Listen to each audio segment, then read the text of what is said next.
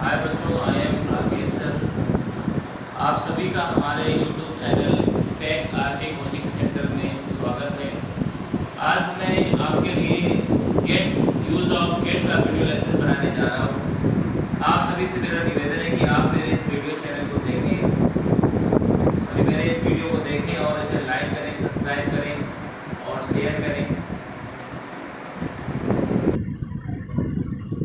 बच्चों, आज का टॉपिक है हमारा यूज ऑफ गेट। तो गेट का यूज तीन प्रकार से हो सकता है। पहला होता है कि मेन वर्ब के रूप में, दूसरा होता है एडजेक्टिव वर्ब्स के रूप में और तीसरा होता है फ्रेजल वर्ब्स के रूप में। तो आज का हमारा टॉपिक है कि गेट का यूज मेन वर्ब की तरह कैसे करते हैं। तो जरा देखते हैं पहला पॉइंट। गेट का मतलब ऑब्टेन, टू ऑब्टेन या रिसीव होता है, अर्थात प्राप्त करना या पाना होता है। तो जैसे मैंने एक पेन पाया तो आप इसको बनाते हैं आई रिसीव द पेन। अब इसी को अगर हम रिसीव्ड की जगह गेट का यूज कर सकते हैं तो आई गॉट अ पेन हो जाएगा, क्योंकि यहाँ पे सेकंड फॉर्म है तो यहाँ पे भी सेकंड फॉर्म लगेगी। ऐसे गेट का मतलब टू बाय भी होता है, मतलब खरीदना या टू परचेज होता है। तो जैसे मैंने कल एक कार खरीदी तो I bought a car yesterday ऐसे लिखा था, तो आप बॉट की जगह पे गेट की सेकंड फॉर्म गॉट का यूज कर सकते हो, I got a car yesterday. ऐसे तीसरा देखिए यूज है गेट का मेन वर्ब के रूप में। गेट मतलब टू बिकम, मतलब होना।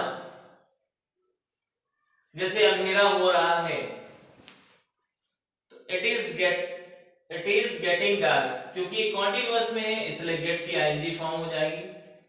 या आप इसकी जगह इट इज बिकमिंग डार्क, क्योंकि होना टू बिकम मींस होता है। तो आप लोग अंधेरा हो रहा का ट्रांसलेशन करते हैं तो इस तरह से भी कर सकते थे, it is becoming dark.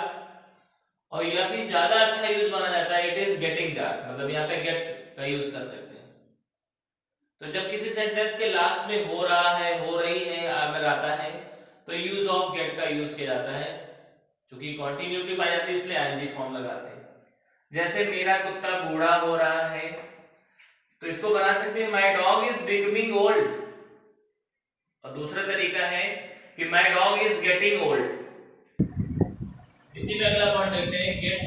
Gate का मतलब होता है पहुंचने के अर्थ में भी गेट का यूज होता है, टू रीच या अराइव के अर्थ में भी गेट का यूज करते हैं। जैसे आप वहां कब पहुंचोगे, जिसका जनरली हम लोग बनाते हैं when will you reach there, लेकिन आप इसको रीच की जगह गेट का भी यूज कर सकते हो, when will you get there. अगला इसी में मैं 6 बजे तक दिल्ली पहुंचूंगा। अगर किसी स्थान में जाने की बात होती है, वो स्थान दिया होता है, तो ऐसी कंडीशन में गेट के बाद टू का भी इस्तेमाल करते हैं। जैसे देखें आई शैल रीच दिल्ली बाय 6 o'clock, इसको ऐसे बना सकते थे और इसको ऐसे भी बनाया जा सकता है I shall get to Delhi by 6 o'clock, मतलब यहाँ पे रीच ये टू का इस्तेमाल, सॉरी गेट का इस्तेमाल कर सकते हैं। ऐसे अगला यूज है गेट का मतलब होता है अंडरस्टैंड, मतलब समझना। जैसे पूछा जाता है आपसे हैव यू अंडरस्टूड, तो इसको आप बना सकते हो हैव यू गॉट। जैसे मैं यह समझ गया तो बोलते हैं आई अंडरस्टूड, तो इसी को बना सकते हैं आई got it. I understood it, तो इसका बन जाएगा आई गॉट इट। ऐसे ही आप अगला सेंटेंस देखें, क्या आप समझ गए हैं, ये प्रेजेंट परफेक्ट टेंस में, तो हैव यू अंडरस्टूड इसका होगा। तो इसको जब बनाएंगे तो हो जाएगा have you got it. It इसमें नहीं है क्योंकि यह नहीं दिया हुआ है, तो आप इसमें इट नहीं लगाएंगे।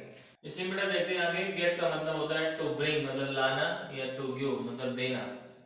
जैसे मैं आपके लिए नाश्ता लाती हूँ, तो इसका बनेगा, ये प्रेजेंट डिफरेंट टेंस में है तो इसका बना सकते हैं I bring you the breakfast. इस ब्रिंग की जगह पे हम गेट का भी यूज कर सकते हैं, I get you the breakfast.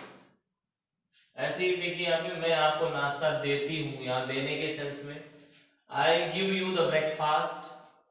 और इसी में गेट का यूज करेंगे तो गिव की जगह गेट का भी यूज कर सकते हैं, तो I get you the breakfast. ऐसे ही कमाने के सेंस में भी गेट का यूज होता है, जैसे कि मैं 10,000 रुपए प्रति महीने कमाता हूं, तो I earn 10,000 rupees per month.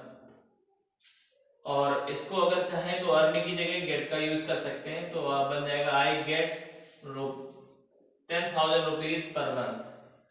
इसी में अगला यूज आता है कि have, has, had, will have, shall have, जिसमें इनका अर्थ होता था के पास। तो ऐसे सेंटेंसेस में जब इनका यूज होता था तो उनके साथ हैव के साथ हैव गॉट, और हैज के साथ हैज गॉट, हैड के साथ हैड गॉट, विल हैव के साथ will have got, shall have के साथ शैल हैव गॉट का यूज करते हैं। जैसे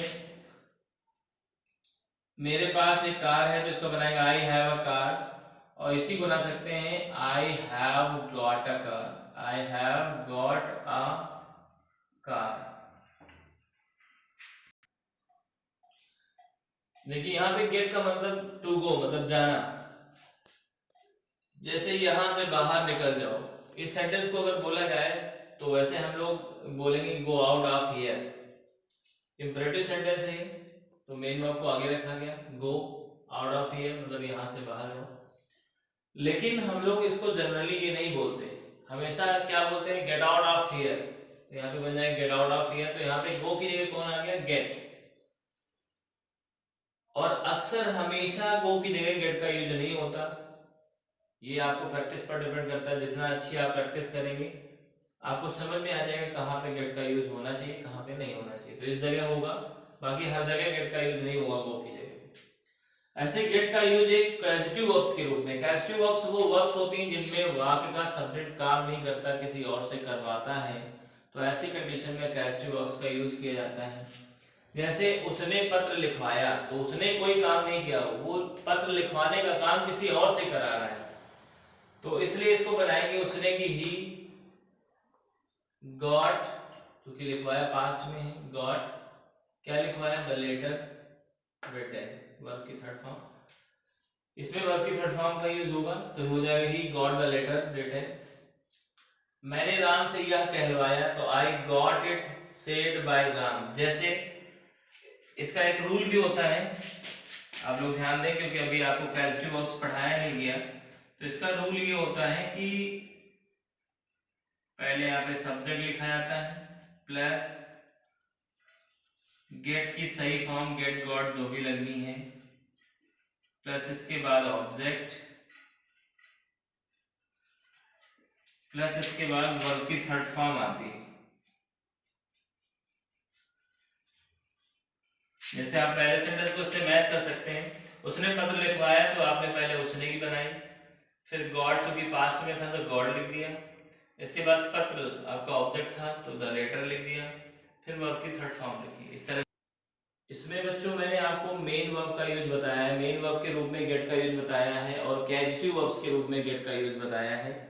आगे आने वाले वीडियो लेक्चर में मैं आपको फ्रेजल वर्ब के रूप में गेट का यूज बताने वाला हूँ। इसके लिए आप लोग मेरा वीडियो शुरू से लेके एंड तक देखें, और देखें और लाइक करें, सब्सक्राइब करें और शेयर करें।